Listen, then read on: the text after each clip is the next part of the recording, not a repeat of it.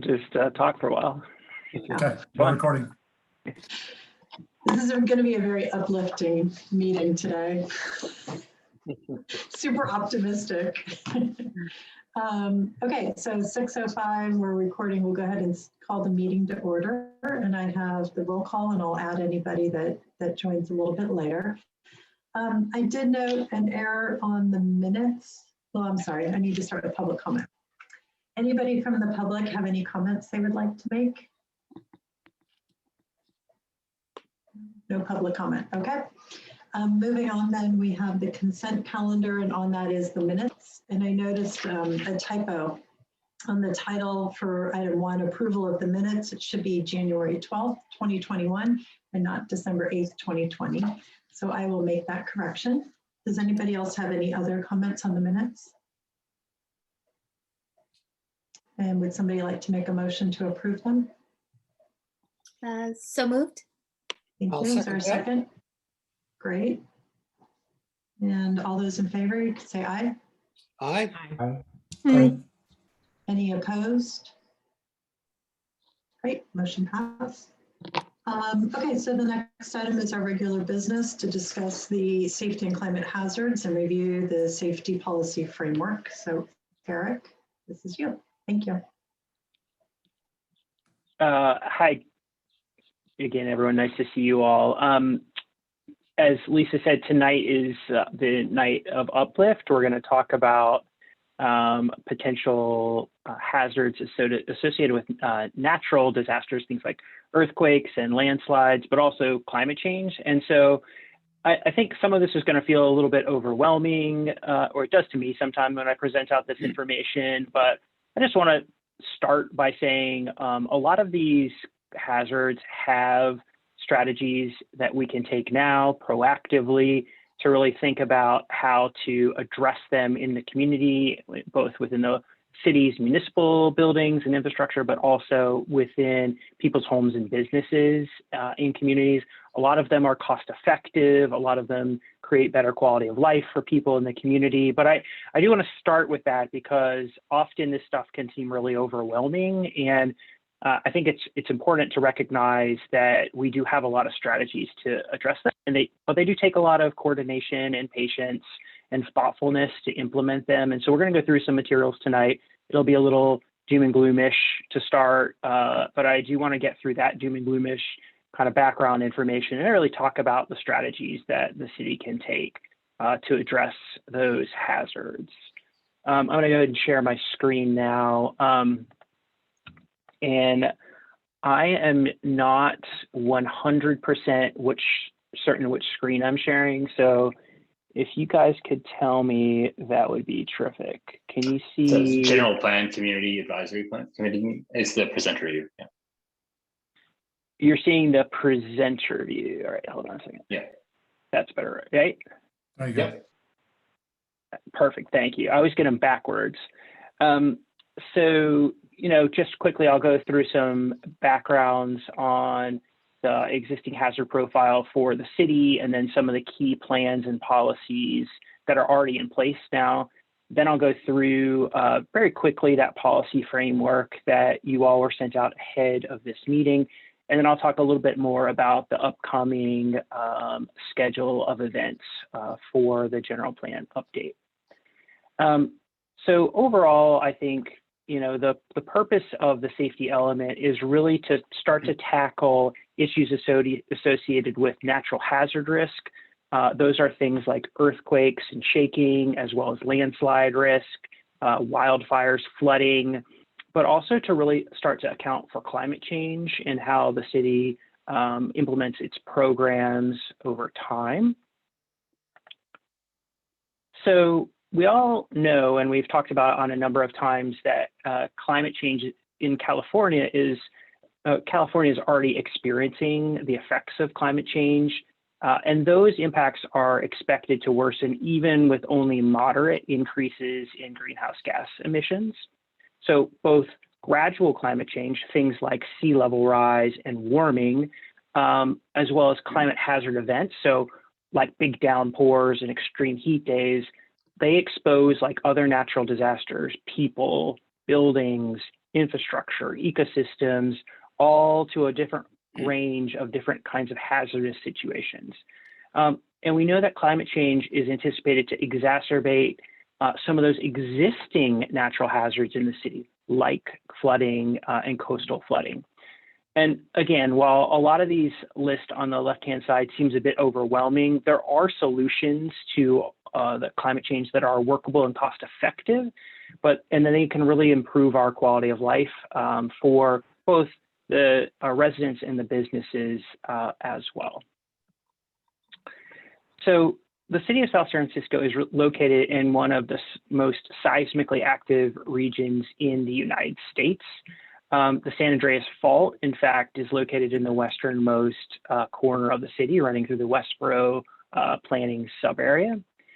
And the areas in the city also have the potential for what we call liquefaction, or the settlement and sediment during earthquake shaking.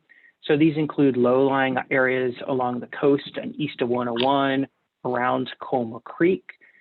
But building an infrastructure program and design standards, as well as retrofitting programs, can really help to reduce the long-term risk for these types of hazards. As you know, and as we talked about in the community forum in January, the city is exposed to both coastal and stormwater flooding, and both types of flooding are anticipated to be exacerbated by a changing climate.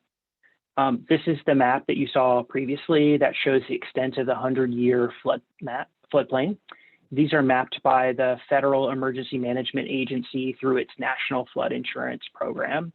And you can see these areas are really located along Colma Creek, the Navigable Slough, San Bruno Creek, and even adjacent to the San Francisco Bay in a few locations. Now, this map builds on that earlier map and incorporates in the state's guidance for sea level rise. It maps that 100-year flood hazard with an additional 3 feet of sea level rise. And what you can see is that it expands the area that's exposed to future flooding. But we know it's not just exposure. It's not where the hazard is, it's what's exposed to it. So what does that hazard intersect with? And it's not just flooding, it's any of the natural hazards we've talked about up until this point. So this map really starts to kind of illustrate some of the infrastructure that's regional in nature that are exposed to the impacts of flooding. Those include things like SFO, the Water Quality Control Plant, Caltrain, Highway 101. A lot of different types of infrastructure are exposed to flooding hazards. But it also includes things like the almost $3.5 billion worth of land value that's in the East 101 area and in Lindenville that's exposed to the flooding. These businesses contribute or have about 16,000 employees, and they contribute something like $42 million in property and hotel taxes to the city. It also includes things like wetlands and ecosystems, and there are 56 acres of marshlands that are exposed to rising sea levels. And back at the forum in January, our speakers talked really about some of those ongoing efforts that the city is doing to protect both the buildings, properties, and assets to the impacts of sea level rise and coastal flooding, and to increase their resilience.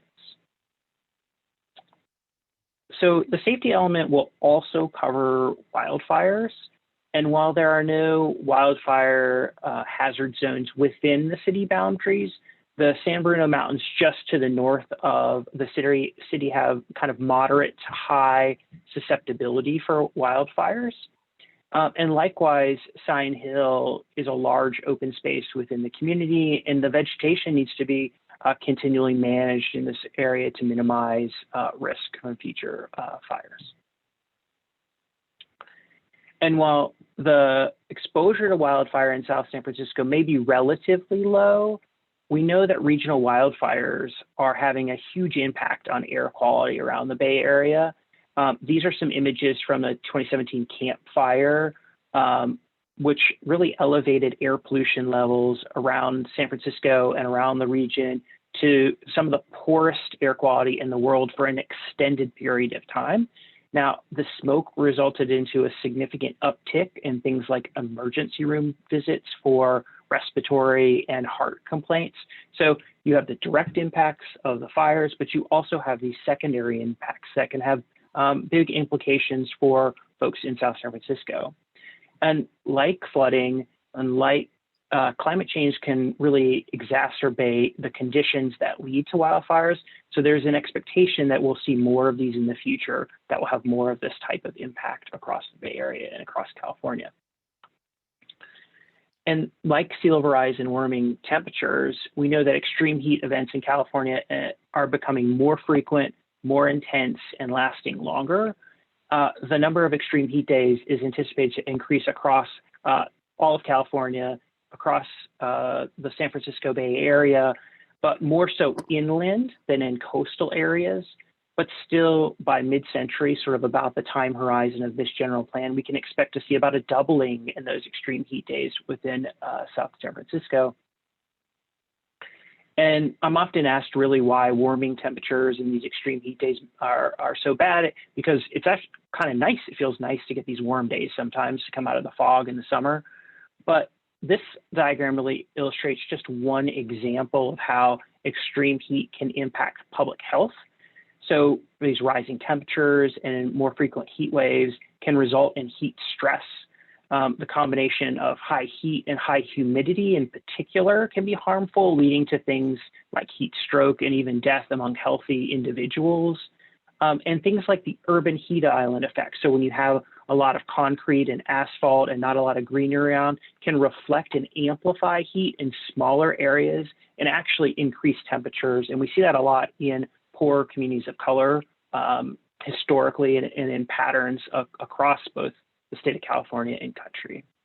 And research really shows that on days when you have the 10 degree, when you're about 10 degrees above the average, we see a spike in deaths from all-cause mortality by about 3 to 5%. So it really does have impacts on human health. And then when we start to think about the folks who are most at risk to climate hazards, but also natural hazards, we often focus on really those social and biological factors that increase risk.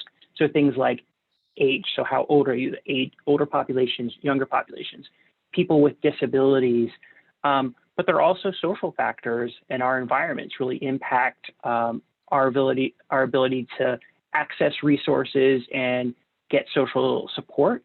And a lot of our neighborhoods are treeless and lack green space. And so those are some of the factors that increase our susceptibility to these types of hazards.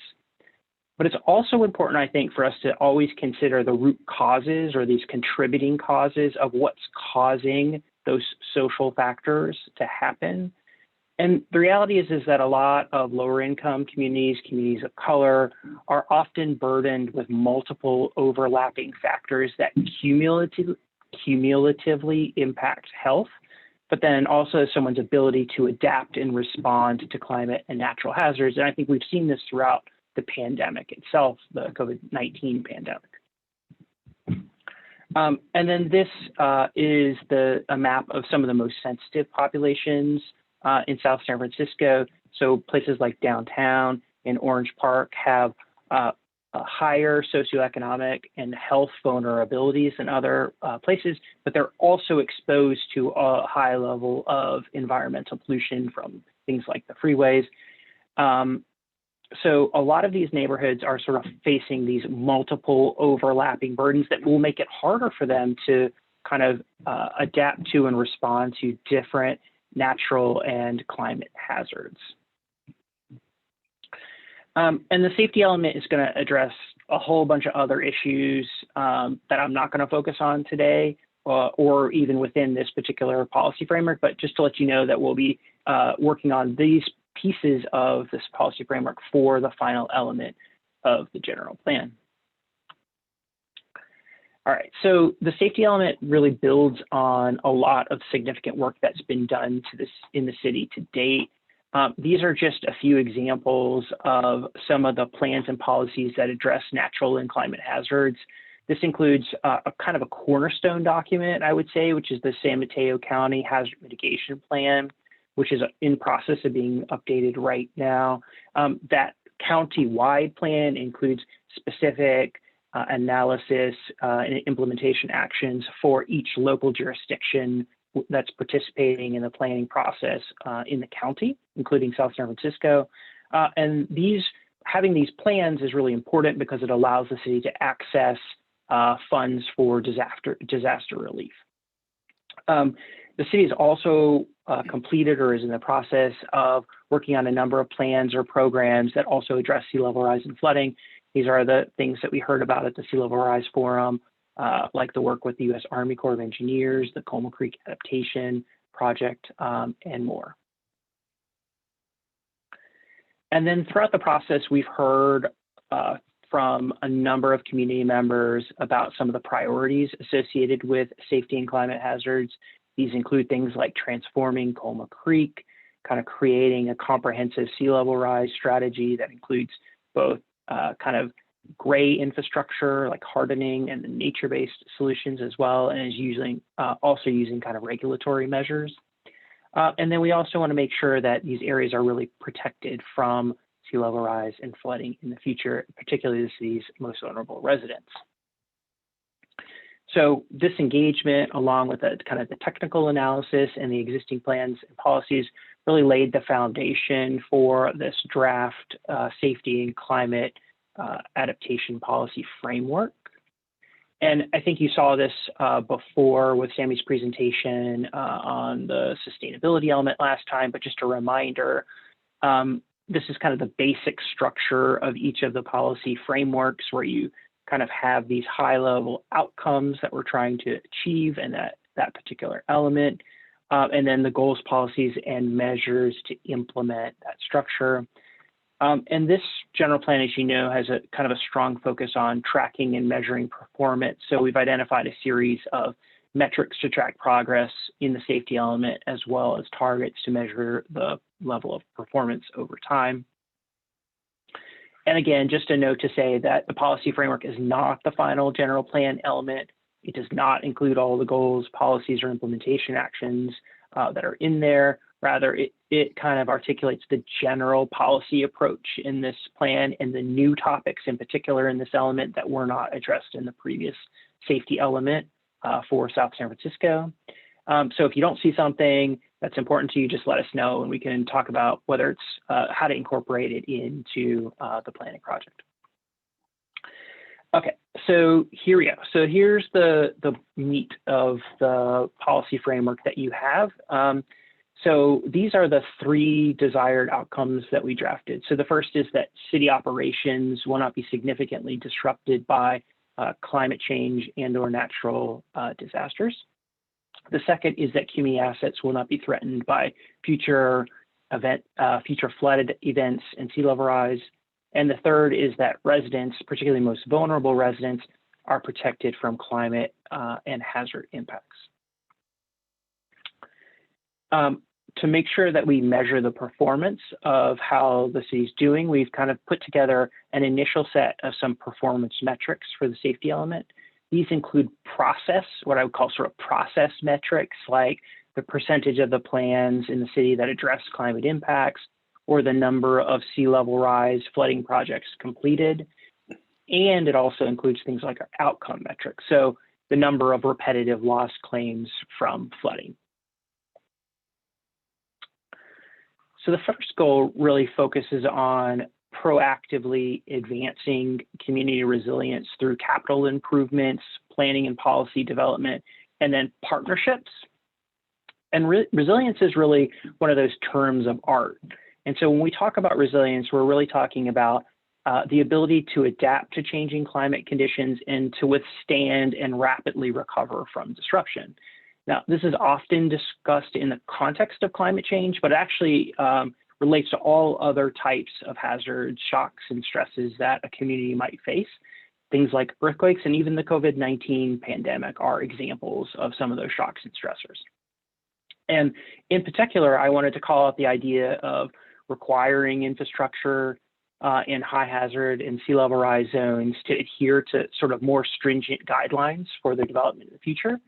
And then because these issues are so regional in nature, really the continued participation in regional hazard mitigation planning and then work groups and initiatives.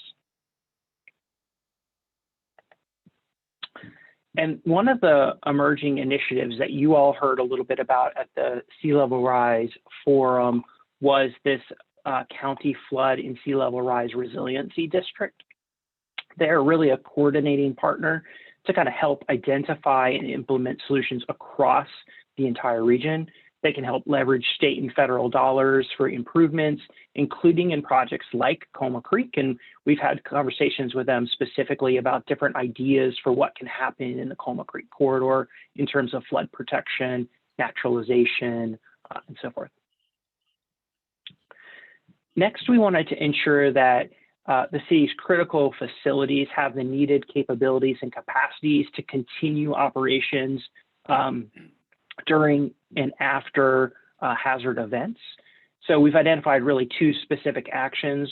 The first is really to enhance the capacity of the city's Emergency Operations Center to ensure that it has adequate space for supplies. And the second is to create a Resiliency Hub program. These Resiliency Hubs are really kind of a new old concept. It's a physical location in a community where residents and business owners and patriots can go get the support they need during a hazard event or after a hazard event.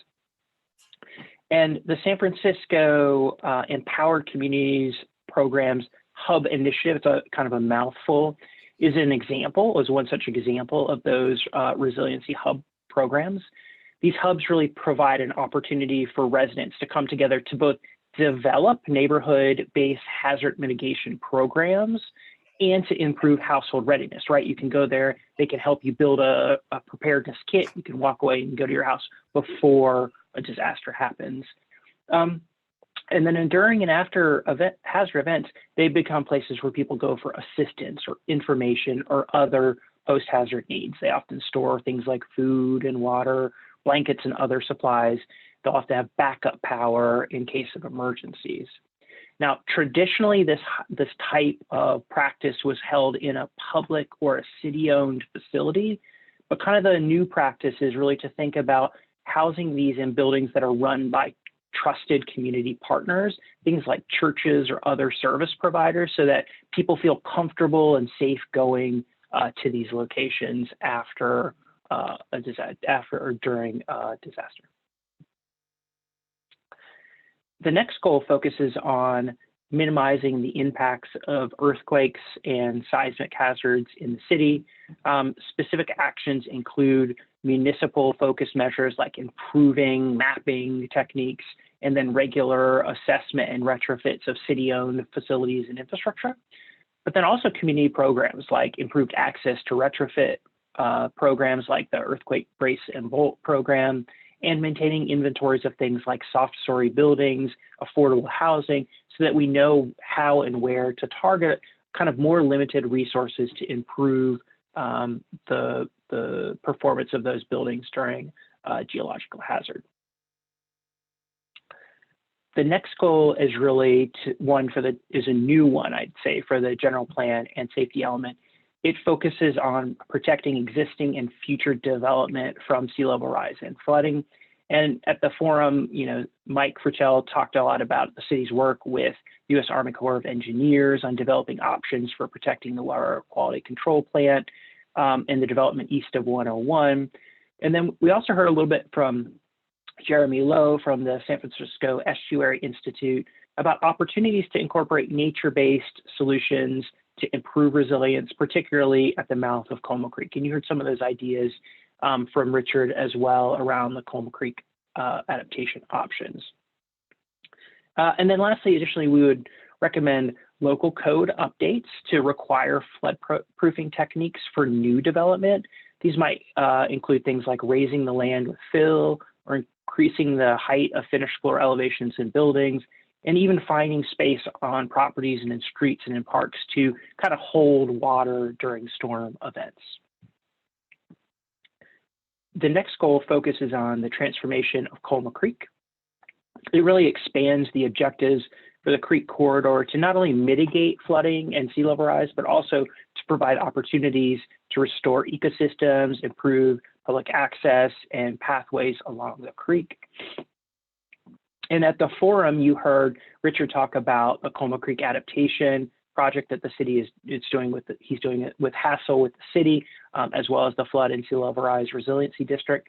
It's really a model for integrating both flood protection, ecology, and public access all into kind of one kind of project. The next goal focuses on emerging hazards like extreme heat and poor air quality. This has an explicit focus on the most underserved and disadvantaged residents in the city with targeted programs for weatherization, early warning systems, and even preventing utility shutoffs during extreme heat days for, in particular, those lower income and disadvantaged communities. And then finally, the last goal, and I can stop talking and you guys can react to some of this, is really focuses on minimizing the risks from wildfire. It kind of continues the program to implement wildfire management on Sign Hill, as well as kind of comprehensive fire management programs across the city. So I have 3 questions, so kind of help the discussion tonight, I think, but I'm happy to answer any questions you have, really. So, we really want to know a little bit about those outcomes and whether you think there are other outcomes for us to consider. And then of the policy ideas presented, are there any that you feel like we should prioritize in the general plan? And then lastly, are there other things that we missed that aren't in here, whether they're goals or policies or programs or other implementation measures we should consider incorporating into this element? So that I will pause. I'll just see if anyone has any questions or comments straight off before we get into any of these questions.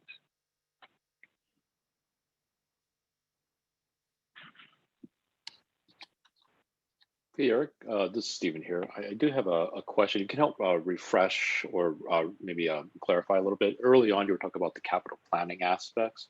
And was there a specific target groups that are on a running list of priorities or target areas regarding capital planning? Like in terms of the specific capital projects that they're working on, like water, stormwater, roads, right, like that kind of list. I don't think that there's a priority infrastructure, although the city's wastewater control plant is really exposed on the shoreline. So I think that's probably not just a city priority, but sort of a regional priority because it serves more than just South San Francisco in terms of the users of that facility. But there are all sorts of things that the city's doing. So when you look at those sea level rise maps, you'll see the streets, and in those streets you have all sorts of utilities, right? You have the electric utilities overhead, underground you're gonna have water, wastewater utilities. So all of the thinking around some of those capital improvements will have to be done. And in some cases, it's pretty light lists in terms of what would be needed to be done, but in others it might take more work or more effort for some of that infrastructure. Okay. Stephen, I was just going to say that I think we're kind of in the early phases of doing that planning work to kind of prioritize what would happen. I agree that the quality control plant is probably right now the most directly impacted. And that's, I think, a big part of why the city went with kind of working with the Army Corps of Engineers and trying to find federal funding that could help us do solutions sooner rather than later. But I think some of this stuff that we're doing now is with the intent of helping us prioritize and do that planning. So, because the funding is the biggest part of all of these types of projects. Thank you. John? Yeah, so I just had a question about sort of risks to the city. You know, you started this presentation talking about the county trying to coordinate their efforts. And we have the airport right next to us, which is this really big asset that might do things that are going to be done with the idea of protecting the airport. Like, how much risk does that present to the city that in the zeal to protect the airport is going to do something negative to the city? I can't speak super articulately about this, but there is a risk, and we know that they're working on their protection plan for kind of the perimeter of SFO, and that would have impacts on the coast around SFO, right? So if you have wave action, they're hitting these higher levees that are raised around SFO, they're going to bounce somewhere. So that's going to have impacts on the kind of the coast. And so I think the idea is that there's kind of this multi-jurisdictional thinking about how all of these sea level rise improvements come together. So things that are happening on SFO, the work that the Flood and Resiliency, Sea Level Rise Resiliency District is doing on things like Colma Creek, anything that the U.S. Army Corps of Engineers might like propose on the shoreline, those all have to come together and have to be able to meet their edges and kind of work together. Harmoniously would be the nice word to say it, but at least work in tandem with each other. Okay. And I will say, I So think a lot of that effort is actually happening now because the need is becoming more pronounced. And so unfortunately, that's often what it takes to get everyone around a table talking. And so the airport has obviously identified what improvements they would need if they were kind of doing it on their own. But now there's more efforts that are more the jurisdictions immediately surrounding them. There's becoming to be more regional efforts. And so I think hopefully it will all lead to a more uniform solution that kind of doesn't hurt anybody, but all those discussions are ongoing.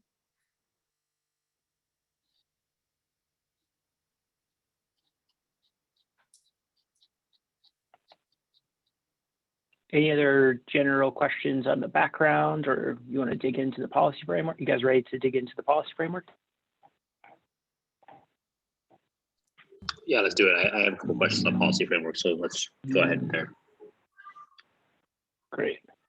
So let's we'll start with the desired we'll start with kind of the broader outcomes. I'll put them back up on the screen.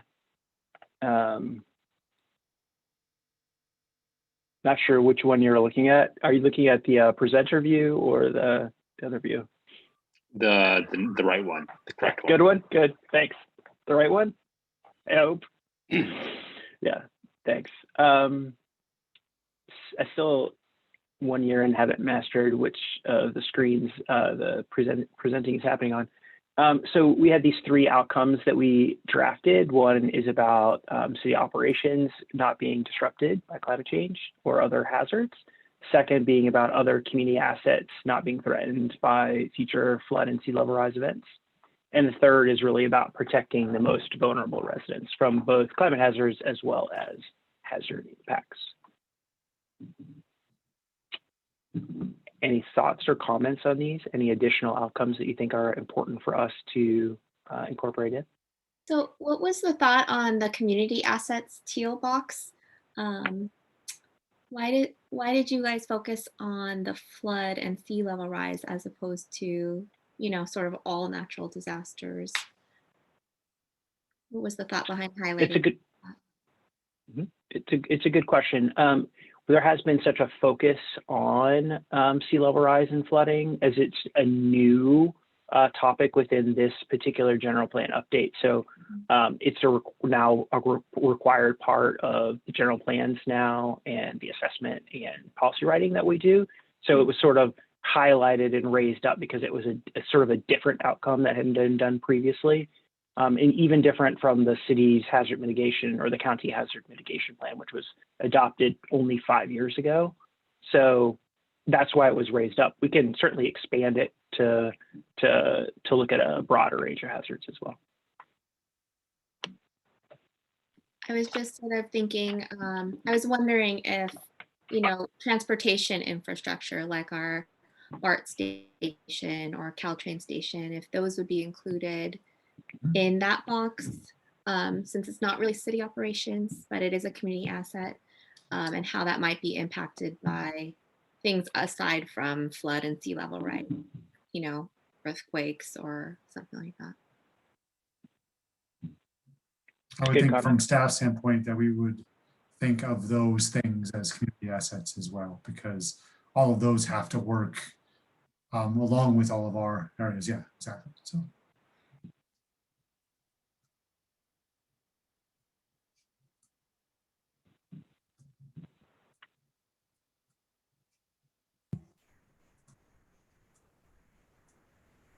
I don't know if this is skipping ahead a little bit, but also an outcome, but I like the idea of like the community warehouse and the, you know, like distributed response to emergencies. But like one of the outcomes I was wondering about was like people in our community being informed about what happens. Or you know, like having knowing like what the plan is in an emergency,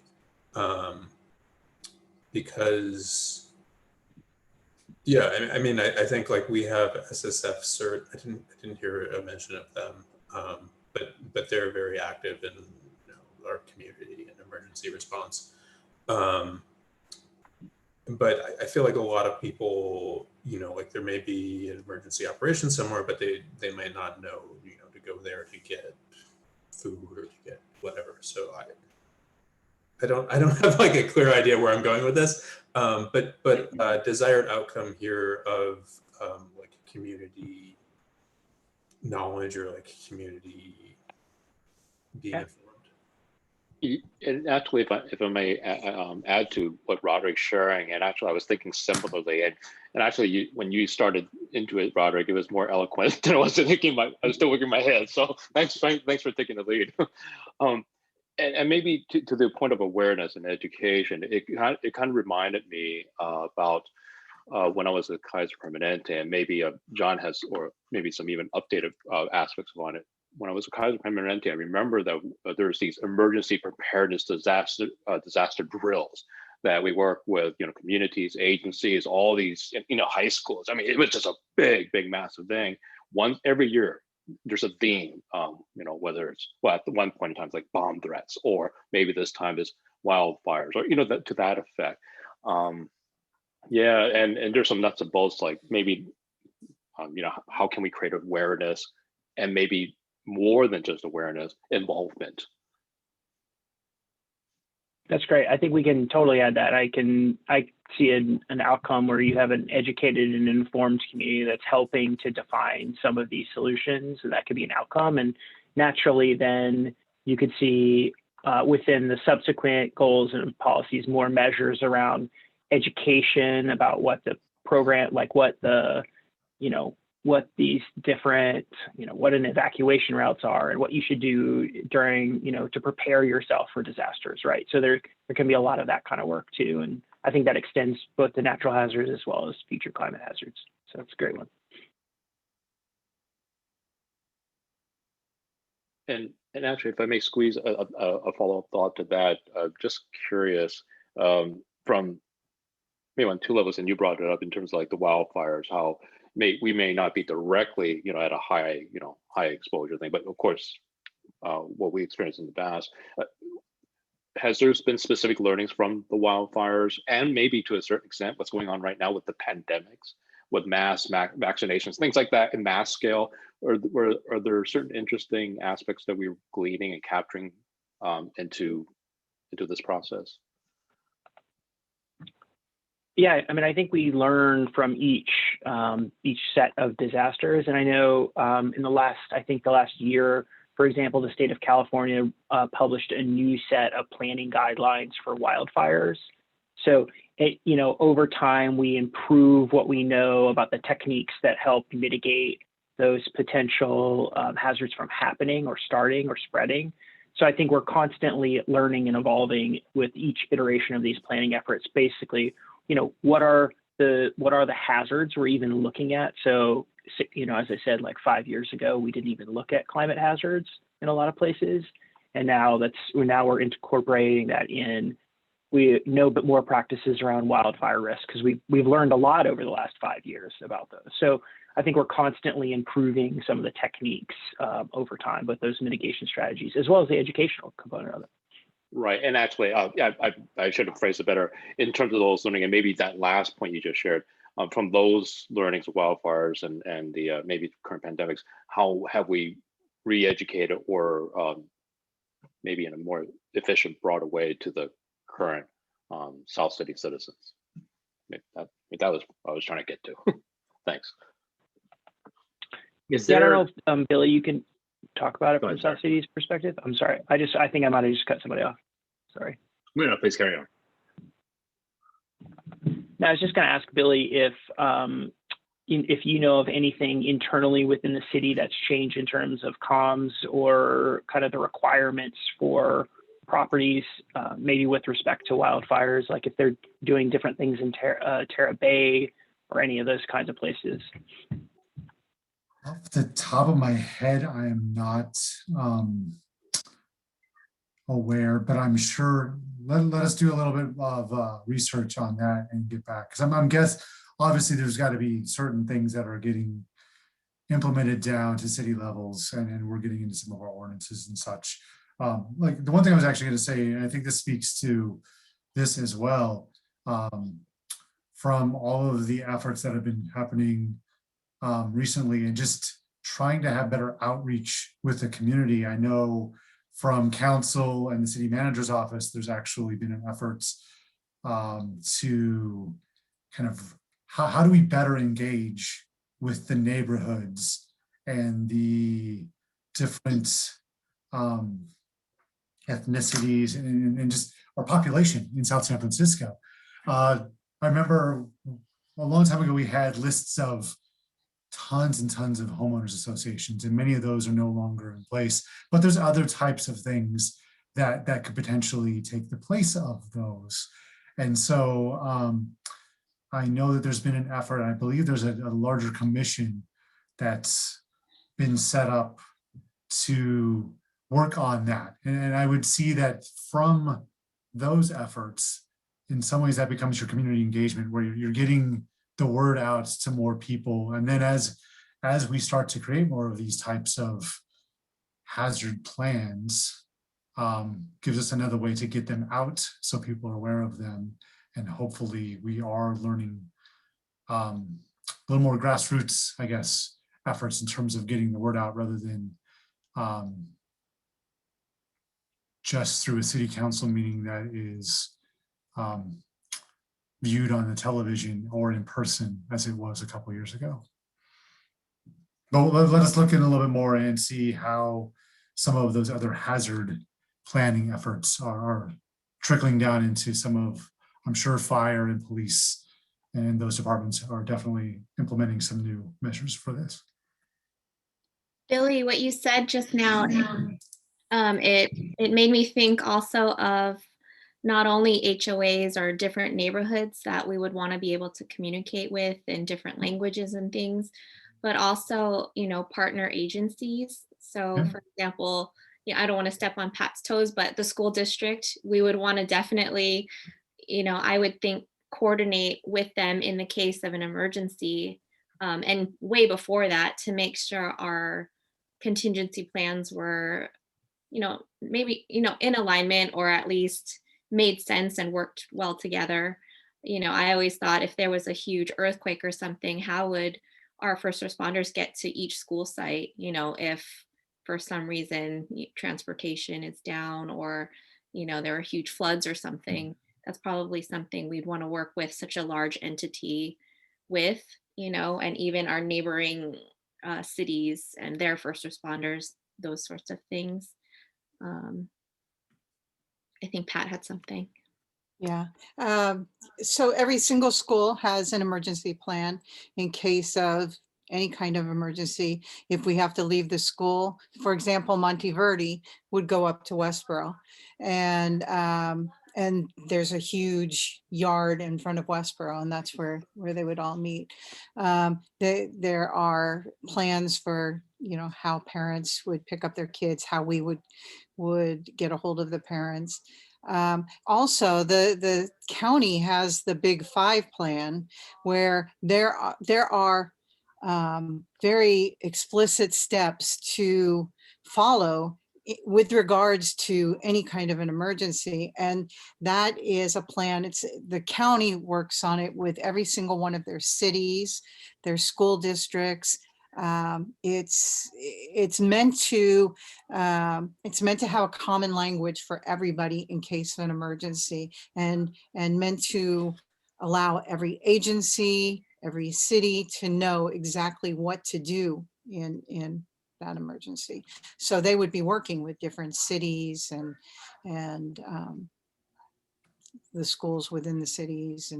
And then with regards to the Commission on Racial and Social Justice, one of the things that we worked on was, how do we get a hold of our communities? Some communities that may not be on the, you know, on the computer or whatever. How do we get a hold of people so that we bring people together? And so some of the things that came up were, you know, their faith centers, so churches, but the library is actually going to start a new program where they will reach out, and they'll kind of be the center of communication for everybody in the city. You know, they'll have paperwork for people. They'll have help centers. They'll actually reach out to all of our communities, and particularly the ones that have marginalized citizens. You know, people that we may not reach because of language barriers or, you know, whatever else. So the city is working on that as well right now. The library will be starting something pretty soon. That makes sense, because it was, I know it was the library director, Valerie Summer, who was heading up kind of the city's efforts. So that's exactly what that must have been committed to, the library taking that step. This might be kind of tangential, but just looking at the desired outcomes and the discussion we've been having so far, like the connotation of all of these seems to be more prevention or mitigation. And what we've spent a lot of time talking about already is resilience and response and rebuilding in the event of a disaster or some kind of event. So I wonder if it's worth having a desired outcome that speaks to kind of like the response to one of those, because we can anticipate changes from sea level rise and climate change, but like earthquake, I guess, is the biggest one, where like there's a good chance of one happening in the next 20 years. And so what that kind of rebuilding phase looks like. Do you want to talk a little bit more? That's a good point, Julianne. Do you want to talk a little bit more about what that outcome could look like? Could you maybe try and define it up a little bit? Well, kind of like what we're talking about now is that in the event of a disaster, that residents will be, you know, notified of what they should do, how to get to a safe place, how to get access to essential services and needs. And I don't know what else you want to add to that, but those seem like the most three significant priorities for people in the event of a natural disaster. I'm almost thinking, anyone else want to add? To build on Julianne's point, I'm almost thinking of something, I mean, at my work, I work for the Coast Guard, and we have contingency operations or levels, right? And I'm almost thinking of something like if an earthquake happened and it's level 3, you know, like pretty disastrous. And let's say I'm up in Westboro and I can't get to an EOC center, right? I can't get to the courtyard. I can't get to MSB. Like I should, in theory, already have a plan. Like if I can't get there because the roads are, I don't know, if there's a huge gaping hole like in the movies and I can't get down there, what happens? Like, is Selleck Park, you know, the spot? Like, do I know to go there? if comms are down and I can't get in touch with anyone and no one can reach me? Or is it the Westboro Rec Center? Or, like each neighborhood maybe could have a plan, and each neighborhood could know at what level, at what level is it just go to MSB? At what level is it go to your local neighborhood spot? Just something that's a little bit more defined, which is really in the weeds and not going to go in this plan maybe. But when I'm thinking about the orange box about residents who are going to be most vulnerable, if they can't get to a computer because internet is out, or they don't have a safe building to even go into, they should hopefully already know where to go, and not have to just be walking around aimlessly looking for help. That's great, Christy. And that actually, I think, articulates kind of what a resilience hub idea is, right? It is these sort of more smaller, neighborhood oriented and local spaces where people can go in the case of these disasters, but also not just during and after the events, but also, what's cool about like the San Francisco program, and I know I've looked at other programs in places like Baltimore, is actually they really work to define neighborhood-based solutions and then help people get ready, right? So create your own preparedness kits, right? Like those things that we all struggle to do in our daily lives because we don't have time or resources or knowledge to do it. They become these hubs of places where you can, do all of those things at the same time. So I think it's great. I just want to actually give one for your comment, Christy, of kind of that specific action.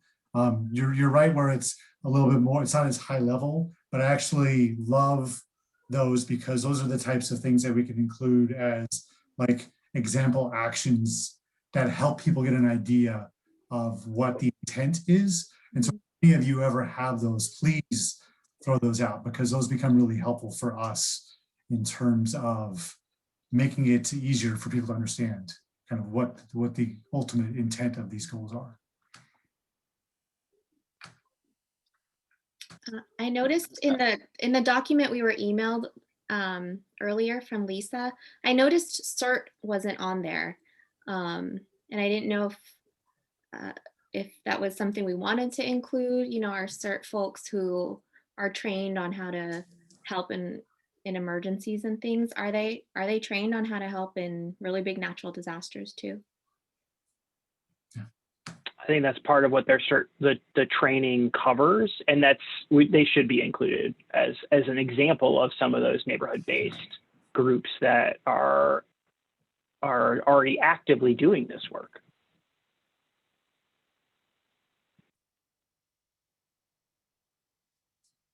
Question I have on the outcomes in general. I think a lot of the targets here make sense in terms of city operations as a core focus, community assets, vulnerable residents. As a key focus for all residents in general. Noticing that the liquefaction zones, the flood zones, the other areas that we have are largely most impacting the industrial areas, some commercial zones, things like that. Is there anything that needs to be considered in plan here to address kind of the needs of maybe small and medium-sized businesses? I mean, the mega businesses I think could be considered as well, but they have their own BCPs and DRs and all sorts of things to kind of continue operations, but just kind of keeping the economy of the city going and continuing in a normal, in a post-disaster scenario. Is that a consideration here as well?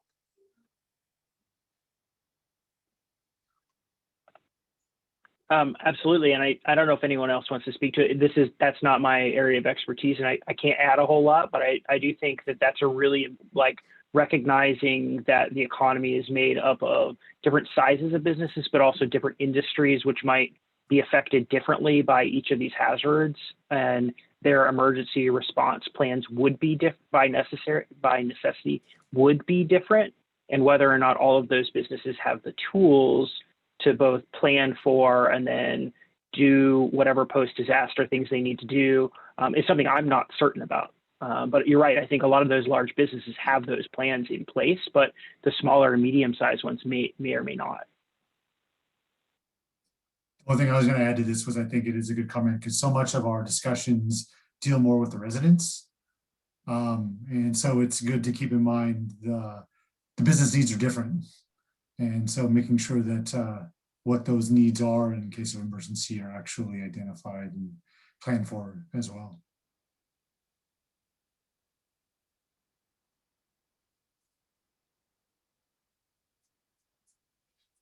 That's a great point, especially, businesses include our grocery stores and, how we'll feed everyone in the case of a natural disaster too.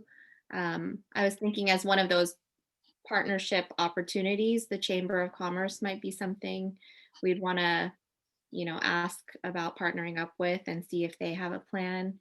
But COVID has definitely taught us like the impact that disasters can have on small business and how it trickles down to our residents who work there and shop there and things. So I would think having even a box for our small business or local businesses, I don't know what the box would say, might be worthwhile.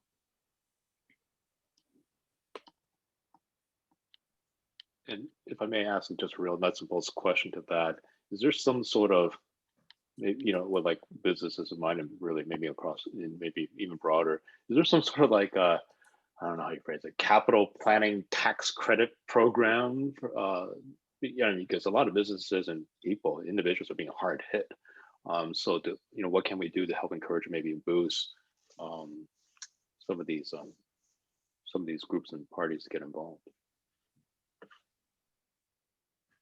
Can you ask that question again? I'm sorry. Oh yeah, I was just wondering. I'm not sure if it, when Raymond was bringing up like small businesses and these other conversations, I was thinking, is there some sort of maybe like perhaps coming back to capital planning? Is there some sort of tax credit capital planning that might be incentives for businesses to get more involved or kind of help boost their part in the whole process? Yeah, so that's a really good question. No, it does. Because I think about as a homeowner, programs like the earthquake brace and bolt program, right? So that's a state-run incentive program. For those who don't know, it's a state-run incentive program to retrofit your home, and you get $3,000 if you get into the program. You get like $3,000, like just a check to help you retrofit your home. I don't know about those types of programs for businesses, but that's something we can certainly look into, because I think those small grants actually make a big difference in doing, or these small incentives make a big difference in doing these implementation of these measures. Something we can certainly look into.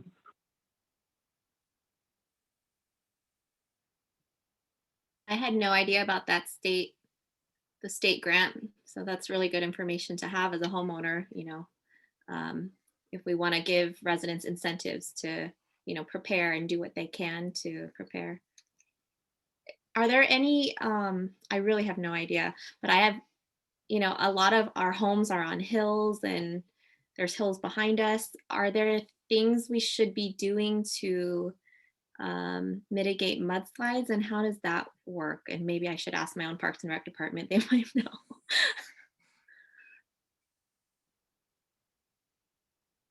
So that will be one of the topics we'll address in the safety element of the general plan. Most of those hillside areas are already built out, but there are some that are probably susceptible. It's kind of like a combination of the soil, like what's on top of the soil, and often water, right? So how these things all interact. Individual homeowners can do things around drainage often, which often helps. But we will look at that specifically as part of the general plan, and there will be policies and actions around that topic. It's not in this particular framework because we sort of focused on kind of a handful of the issues that were the hazards that were identified as sort of priority issues.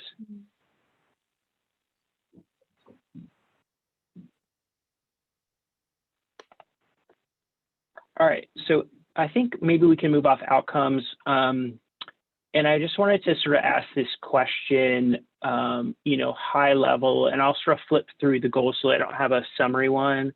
but of the kind of the goals that are identified here, are there any that are sort of the priorities that we should sort of focus both, our team and the city efforts in the future on, program development and implementation for?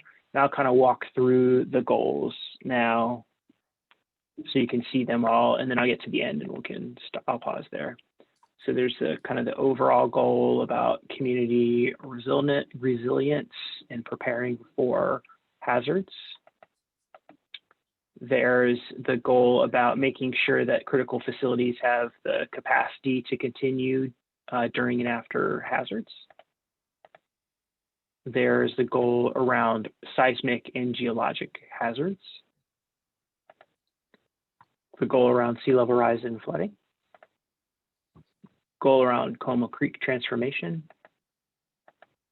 Goal around extreme heat and air quality. And finally, the goal around wildfire risk. Are there any of those goals or areas do you think we should prioritize? Are there things that are not included in here that we need to bring in? One point I would make, well, a couple thoughts. Going back to the, gosh, now I can't remember which one it was. It was like the second or third one, something about city facilities. I would add in there, would you mind going back to that slide? I know you're working on it. Yeah, working on it. I've lost my Zoom too. There we go.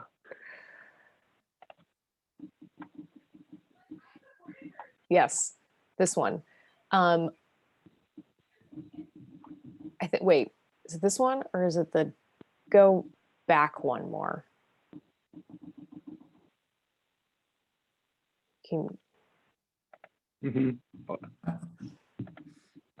Just moving very slowly.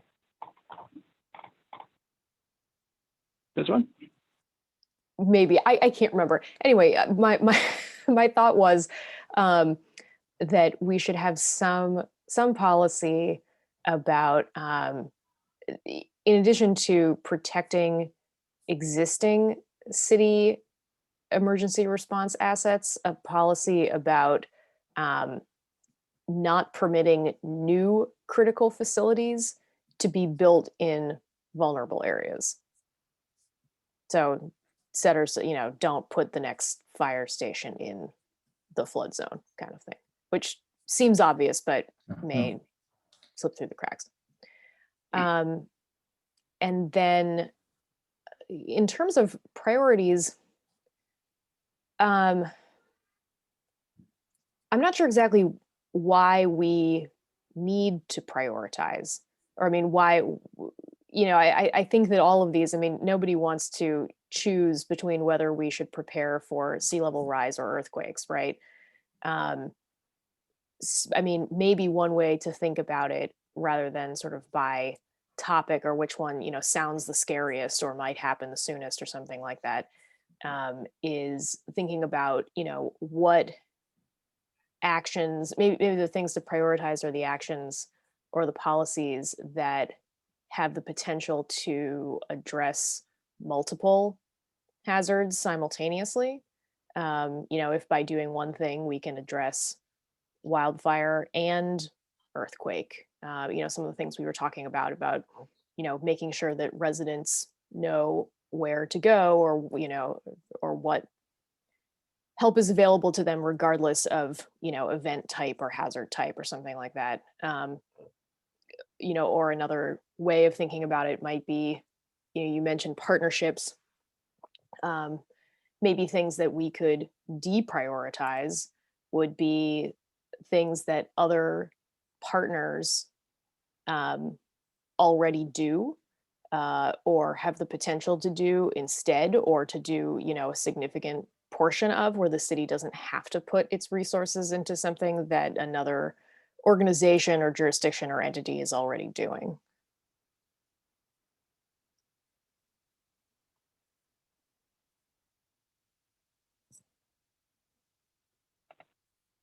I think that ties really well with this partnership items here that you have on the bottom, and I would just build that out to include other partnerships, with the chamber, the school district, nearby cities, seeing what else the county is doing, not only for climate preparedness, but also contingency planning. And even at a state level, they have a lot of contingency planning type things going on that we could learn from and utilize. Yeah, I mean, maybe this is actually a good time, in the spirit of COVID silver linings, to take our current year-long emergency and think about, and obviously every situation is going to be different, right? But just as a sort of a thought experiment of, what services or assistance or whatever have been effectively provided to South San Francisco by the state or by the county health department or by whomever, and in what areas has the city had to step up and kind of take care of its own, right?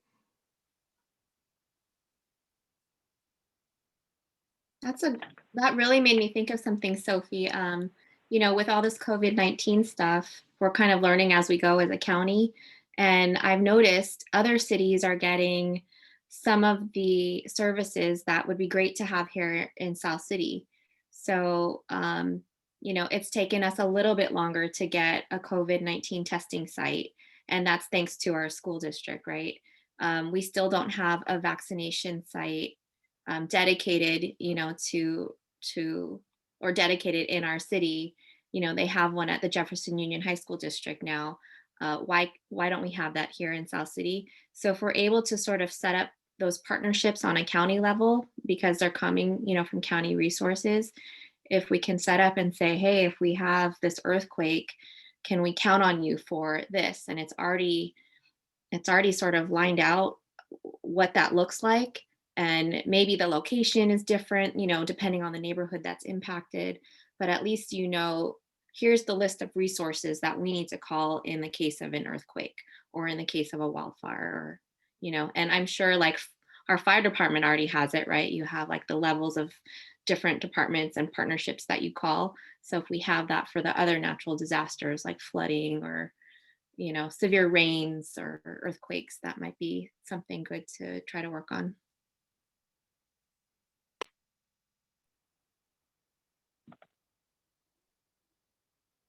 That's great. Other folks have kind of thoughts on, like, I liked Sophie's reframing of this is like, where can we think about which of these either actions or policies might have multi-hazard benefits as being an area to sort of focus, or even deprioritizing some of these services or planning efforts or implementation that might be being done by external partner agencies. I think those are good thoughts. Anyone have anything else they'd like to add to that? Yeah, one thing that, since you mentioned multi-hazard, like one thing that I think has become really apparent with the wildfires and with COVID is how important ventilation is in our public spaces, particularly. But I'm wondering, like, if there are ventilation standards that could be part of the general plan, or I mean, like we have these cooling days when the weather gets too hot and the rec center opens up for people who don't have AC to come in. But I don't know, like with COVID, how that would work. So I just wonder, like, if there are like standards that would help, and for like public businesses too. Like, I know that we're reopening indoor dining, which like scares the bejesus out of me. But I would feel better about it if I knew that like restaurants had a specific like airflow metric or carbon dioxide level they couldn't go above, or something like that.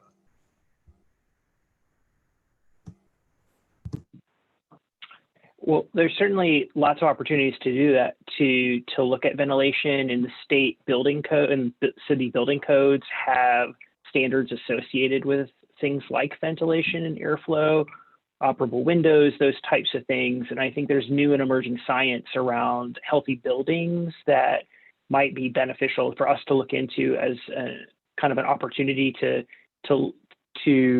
tack something new and interesting onto the city's current codes, since this is part, not just doing this general plan update, which is sort of policy in action, but also there's work being done on the zoning code update as part of this project. So that's something we can certainly look into. It's a good point. Again, like you're saying, it has cooling and air quality benefits. So it's a kind of a multi-hazard solution. I think that might be another area where you'd have to look into some kind of, incentive or funding program for existing buildings. I mean, it's the challenge with all of these things, right? Is, through the building code, you can get the new stuff and the major renovations, but the vast majority of your stock is the older buildings that aren't necessarily going to change unless someone gives them money to do so.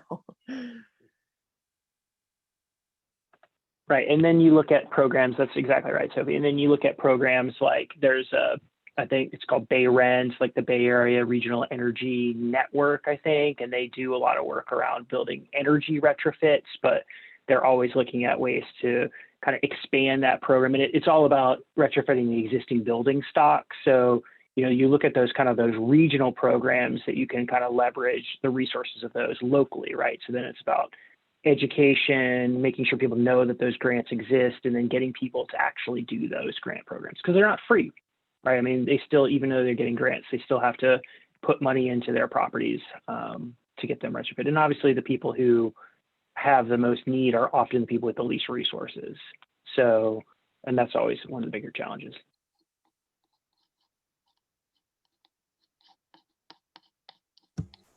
Yeah, building off Sophie's point and jumping around a little bit, the one thing that I was really excited to see here is the soft story inventory. Like, one of the things I hear from people around the city is just, I think San Francisco has a soft story inventory and some other regional cities, but I don't believe that the city currently does. And I know that a lot of people are kind of concerned, that their rental or whatever is just going to like crumble at the next earthquake. So I feel like that's a really good one to have in here. But again, like that's not a solution. That's a more information so we know what to do. Correct. Yeah, which I mean, Right. you do have to start with.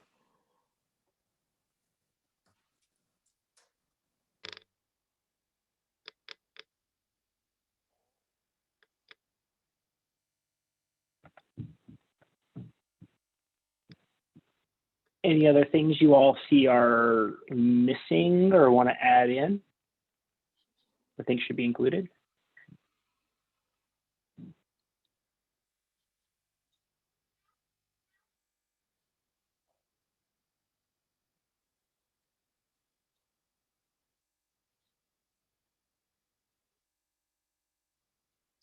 I forget, I know you flashed the map up earlier. Does South City have any actual Alquist Priolo zones in it? Yes. Yeah. Yes. I don't have a map of it handy though. Just the map of the existing faults and the liquefaction zones.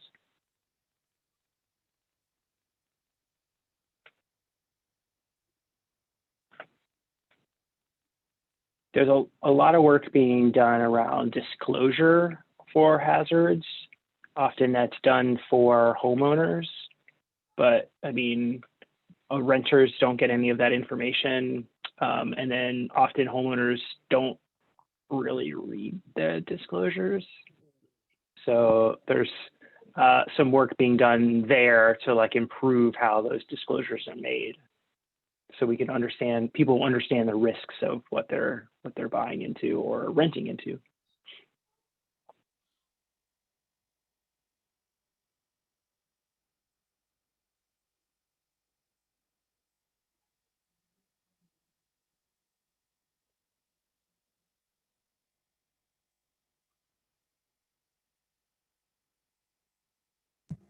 Did we talk about the performance indicators? Sorry if I missed section, but I had a question if we could track, like one of the things you said was an issue with like air pollution and with these heating days is excess mortality and like health events. And I'm wondering if like many of the things I think we're talking about are ways to improve, the city's health. I don't know if there are good metrics for like, excess mortality or for those things. It's a little grim, but that the city could track and say like, hey, we are improving health outcomes, especially for vulnerable communities.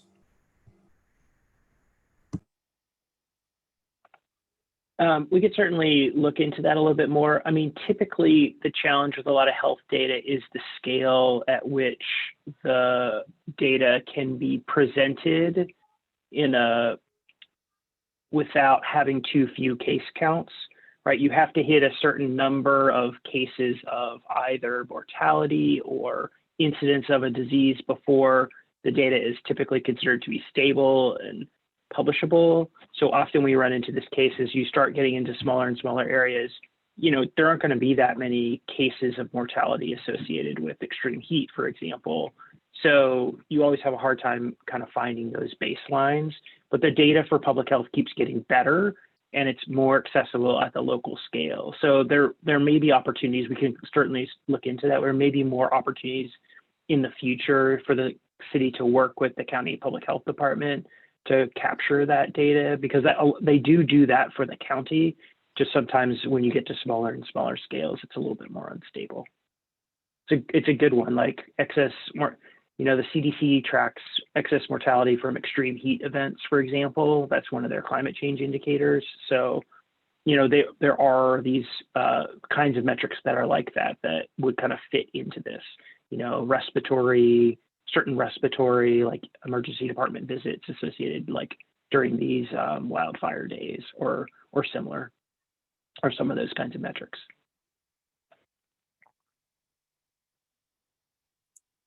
Under protection here, I think we could also add seismic retrofit projects completed. And maybe separate it out to include residents and businesses. And businesses, yeah.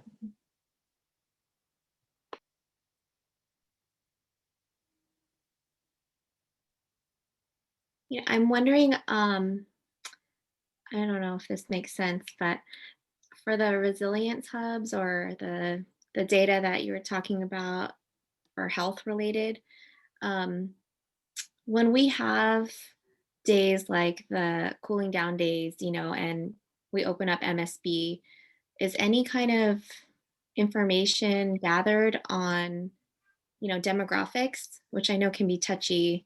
Some people won't feel comfortable giving it, but I'm interested to see if we're reaching all the different demographics, to see if they're even willing to come, to that location or at all in the case of an emergency. And it may give us data to look into how we can create resilience hubs that more different populations will feel comfortable coming to in their neighborhoods. It's great. Again, I don't know if the city captures that particular information, but it certainly can be an action that we recommend they do.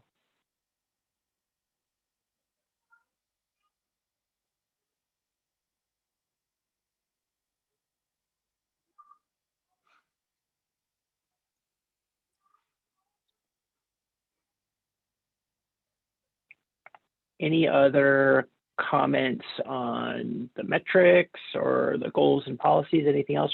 You're welcome to send us comments after tonight. You can send them to Lisa directly and she'll get them over to us. But anything else on the safety and climate framework?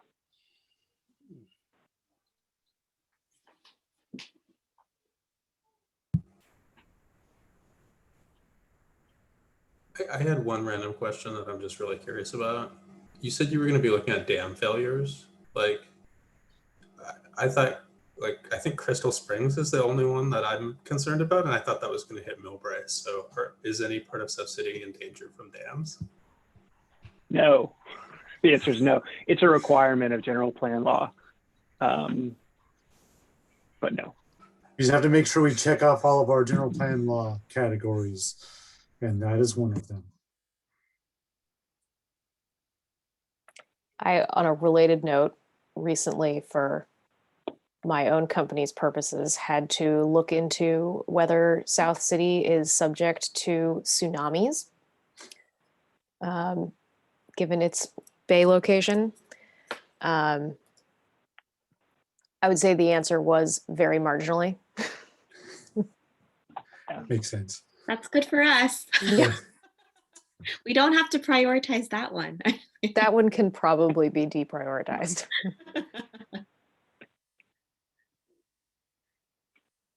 All right, so I'll just quick walk through a few next steps then, and then we can get everyone out of here on time tonight. So here's kind of the overall planning timeline for the project. We're here with the nice little flag that you can see. We are about to launch a 10 meeting set of policy, 10 community meetings around these policy frameworks, including this safety and climate adaptation framework, the sustainability one you all looked at last time. We have those scheduled. I'm going to show you on the next slide those 10 meetings and when they are. And then we are also in conversations with City Council about doing a series of analysis and listening sessions about moderate density housing in the city. We met with Council just over 2 weeks ago, and they had recommended that we study the issue. We're going back tomorrow night to lay out some options for some analysis and some potential community meetings that we would do around that. And then for those who are less familiar, when we're talking about moderate density or missing middle housing, we're talking about allowing the splitting of single family lots to allow duplex, triplex, kind of quadplex housing types that were allowed in our historic cities and city building. And if you look around the city of South San Francisco, you see quite a lot of, but allowing those on single family lots. So Council has asked us to look into this question, and we're going back to talk to them about it tomorrow. And then from there, we'll take the feedback we get on the policy frameworks and really all these meetings, pull them together into the kind of the draft general plan and climate action plan. You can kind of see how that flows over time. Just for, I don't have a slide about it, but the next meeting will be on social equity coming up in April. So for you all, it'll be on social equity. And then this is the set of those policy framework meetings that I mentioned. They kick off on the 15th. Two of the topics you as a group have already talked about, and then we'll do kind of these both an evening at 6 p.m., but then we're also running a few of them over sort of the lunch hour so we can catch people during their lunch hour and doing a little bit of both. And then also just to let everyone know, if you are an environmental nerd, the general plan environmental impact report, it is the notice of preparation is out for review. It kind of talks about the description of the project. People can write in comment letters for what needs to be studied in that environmental impact report. You can contact Billy if you have any comments or thoughts on what should be studied as part of that environmental impact report. Eric, can I ask a quick question? Yep. As a resident nerd, are the alternatives, are the EIR alternatives going to be the land use alternatives that were developed during the alternatives portion of our planning process, or are they different? That's a good question. We haven't had a discussion about the alternative. We're not that far into the IR process. You know, sometimes, I think you know this, that sometimes the land use alternatives that you go through that process are the alternatives that to the project that are studied under CEQA, and sometimes they're different, but we haven't had even the first initial conversation about that at this point. Okay, just Yes, curious. they would We'll likely certainly be a let you little know. bit different. Then maybe, Sorry, what was that, Billy? I was gonna say, I could see maybe some subset of them, but I would think that they will be probably at least one would be different than those.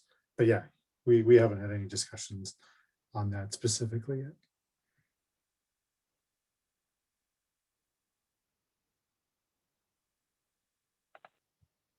Well, if there's no other questions, thank you all for all of your comments and thoughts on the safety and climate hazards framework. We really appreciate it. We will look forward to having you guys at some of those community meetings upcoming. If you are available, it would be terrific to have you all there. And please do let other friends, colleagues, neighbors know about them. We sent a citywide mailer about them. There's all sorts of comms happening through the city's social and email. But if you see those, please forward them on to folks. We'd love to have as many people as we can at those meetings. So thanks. Great, thank you, Eric. Next on the agenda is staff comments. Billy, Tony, do you have any staff comments you'd like to share? I do not. Great. CAC member comments? Do any committee member have any comments they would like to share? No comments. All right, then we can adjourn the meeting. The next meeting is April 13th. Thank you very much. Bye, everyone.